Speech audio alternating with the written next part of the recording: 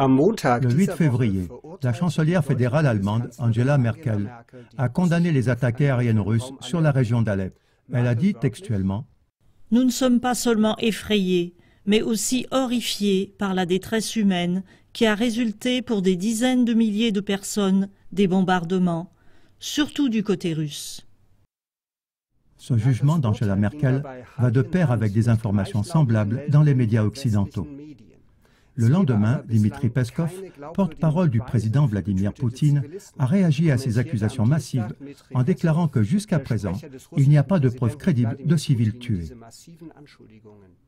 Il y a déjà eu une quantité énorme d'annonces de prétendues victimes civiles, mais pas une seule preuve digne de confiance n'a jamais été présentée.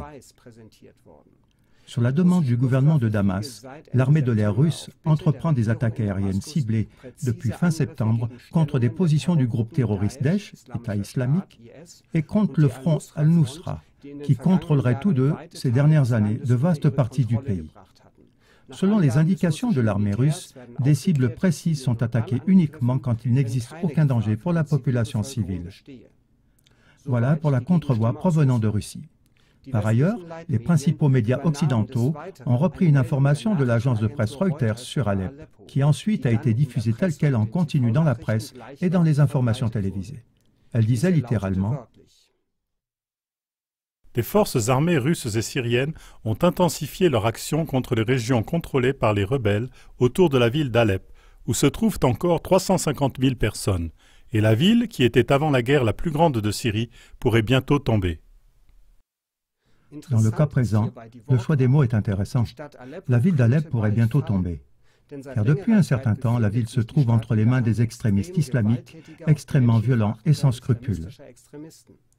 Ce qui a déclenché la détresse indicible et les flux de réfugiés. Du point de vue de la population syrienne, qui souffre à l'extrême, l'information de Reuters devrait plutôt s'énoncer comme suit. La ville d'Alep pourrait bientôt être libérée des ennemis. Enfin, des centaines de milliers de réfugiés pourraient revenir dans leur ville libérée et la reconstruction pourrait commencer. Les médias occidentaux poursuivent. Les bombes d'Assad et de la Russie ont transformé Alep en une ville de décombres. Beaucoup de routes d'approvisionnement sont coupées. Mais c'est manifestement les terroristes de Daesh et d'Al-Nusra qui ont transformé Alep en une ville de décombres avec des bombes et des grenades. Un commandant syrien raconte, je cite, « Grâce à la libération des villes de Nubul et Al-Zahra, nous avons coupé les routes qui permettaient l'approvisionnement des terroristes depuis la Turquie. L'approvisionnement a été stoppé complètement. Les milices terroristes encerclées dans Alep sont bloquées. Ils ont seulement des marges de manœuvre minimales. » Au vu des accusations permanentes contre la Russie, Dmitri Peskov, le porte-parole du Kremlin, fait référence au fait que les politiciens occidentaux se seraient tus quand des terroristes ont effectué leur offensive barbare sur le terrain syrien il y a 2 ans. Peskov a appelé à plus d'attention et plus de responsabilité en utilisant des représentations diverses dans la situation de toute façon fragile en Syrie. Mais comment en vient-on à de telles représentations totalement contradictoires, pour ne pas dire des distorsions de la réalité ? À ceci, un exemple significatif. Les médias occidentaux citent souvent le soi-disant « Observatoire syrien des droits de l'homme ».